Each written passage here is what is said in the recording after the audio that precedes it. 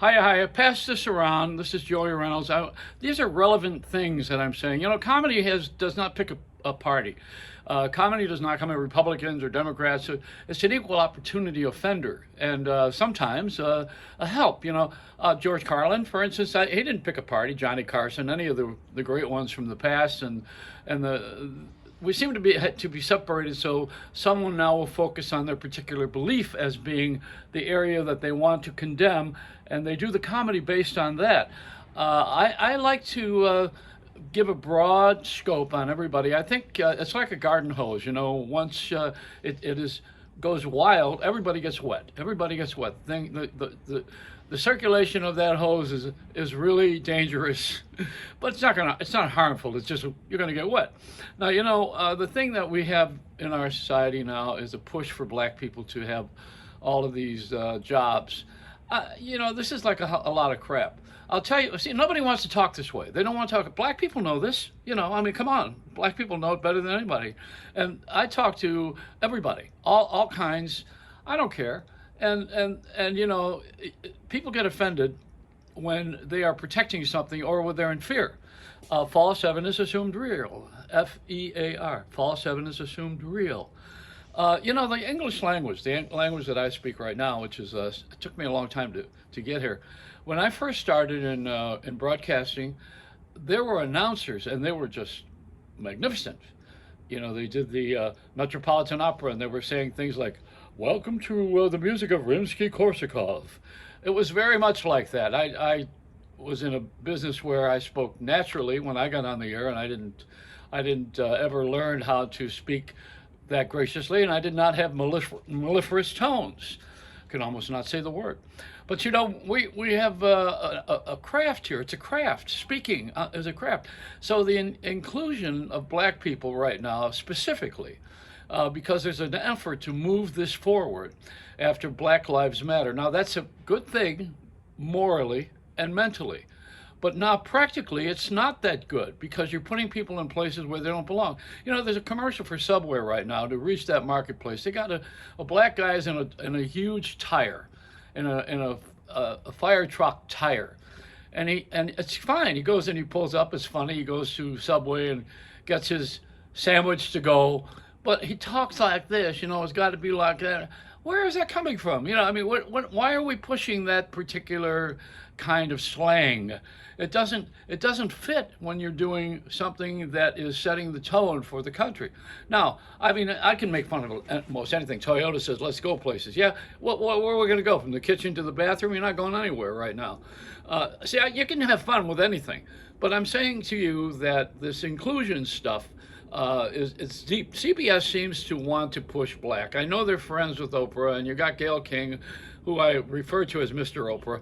I mean, they always now have in the morning show on the news, famous for news. Walter Cronkite, Edward R. Murrow. This is the award-winning news team, and they're sitting there and they're talking to people who are not really qualified, and there are great people who don't get on the air. I'll give you a couple of examples. They're great people. I did a lot of these Joey Reynolds Hangs. They're on YouTube. And they're people who you never would see on television as guests. And I always loved with Myra Chan, so when she produced my show, when we were taking calls, we don't take phone calls. And I said, "Why don't we take phone calls?" She said, "Because if they were that interesting, we would have them as guests." People are not that entertaining except when they screw up. Then you got America's Bloopers and America's Funniest Videos and Asshole the Movie, and what's that other one that TikTok? Everybody that's doing these things that are off the wall. We love people screwing up because we've all screwed up. I do it all the time. I don't know about you. I do know about you. You screw up too. So the thing that we do not have in this country is training, discipline on using the phones, on cell phones, on texting. We don't have that skill yet. We are not sharing the way that we could.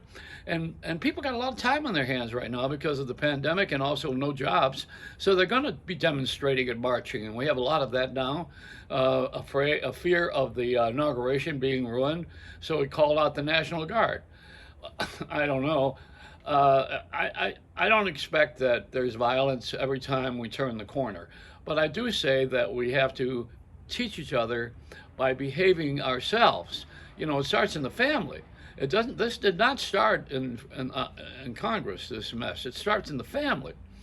I'm someone who tries to model for my kids later in life and do what I think is right for the grandkids. You know, so they can see. Kids don't listen to what you say anyway. They watch what you do. That's essentially the principle. And the other thing is that parents are just as guilty as the kids sometimes and don't change. That's why I belong to a parent group. Parent group is about me changing, not my kids. They're already, excuse me, many of them are already set in their ways anyway. So what I'm trying to get across here, see, this whole thing started, in my opinion, when we had the equal time law. And I'll tell you why. When we got rid of giving regular, everyday people without money equal time on the air, so they could have the same platform as those who were organized with parties or those who were well funded, then we had something. You had a good shot at people who had integrity and who had truth and honesty and who were moral and upstanding, as a rule, in office. Now, if you don't believe me, listen to this.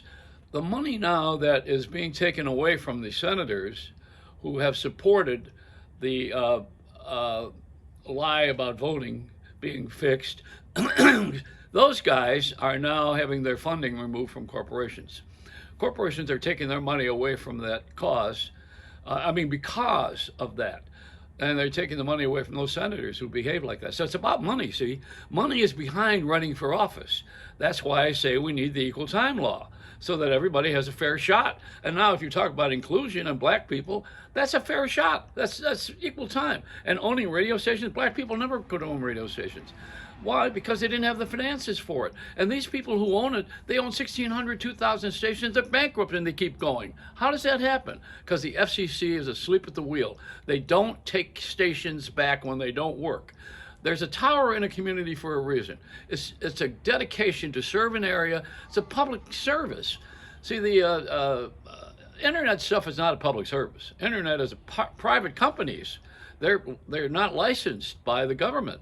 They are private companies. And the people who are licensed by the government own the radio and the television stations. And they're not going to tell you all this because they don't want you to ruin their game of making money. And they're all fighting right now because the ads aren't there. If you notice, you got to watch 15 minutes of commercials to get 1 minute of a show. I mean, God forbid when you're watching a ball game that anybody should ever go smoothly. Then you don't have all those extra spots on the air, you know. It's the way the game is played. So what do? Change the game. That's it. I mean, it's not changing the laws of the land, the Constitution, the Declaration of Independence. Now you got to declare that we are following those rules and giving everybody a chance properly. So what did I say? There are people who are celebrated, and black people are now replacing them. And Leslie Stahl on Sunday in 60 Minutes, she was talking to Nancy Pelosi. Whether you like Nancy Pelosi or not, that's it's a personality contest. All right, maybe you don't like her. All right, now Leslie Stahl was talking to her about the rioting in Washington, and changed the subject dramatically and said, "Are you afraid of the A word?" And I'm thinking, what the hell is this? So what's the A word? And she said, age. She said, when you're 70 and the president is 70, and I'm thinking to myself, well, Leslie Stahl, you're not exactly Taylor Swift. You're not Swift at all, as a matter of fact. But you see, it probably comes from CBS as a corporation, where they had Les Moonves was a terrific chairman, incidentally, when he ran the company, and he got sexually involved, and that ruined his career. But you know what? he had the good vision on the network. And he kept the integrity. He was the one that gave you a lot of stuff that you enjoy on CBS. But now, see, the company must have a thing saying, okay, put black people in there. We have to have black lives matter. So we have a white person, got to have a black person. We should have mixed marriages, and we got to have people who are like the street and have them talk on the street. That's what they're doing. That's not how you do it.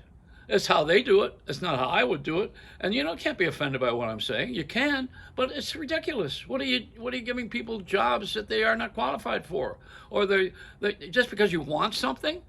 I mean, I could give you a lot of things I want. You don't get things because you want them. You get them because you earn them. And if you don't earn them, you're not going to appreciate them. I'm not saying that about blacks. That's everybody. And you know what? Black people are really got the shitty end of the stick a long time ago.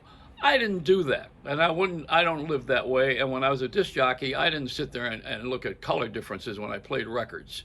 And when I did a radio show, I didn't see, or a TV show, I never said, okay, I'm not going to have him on. He's the black guy. I would never do that. But if someone is smart and they're qualified, and believe me, they are, and you know who they are. I mean, come on. There's a lot of very successful black people. But the issue of the people on the street, poverty, that needs to be settled. Middle America working is a lot to do with black people because they have the middle jobs. They have the jobs that we don't have anymore. Those are the ones that are the centerpiece of employment. And the other counterbalance of that is owning the stores that hire them. And so we don't have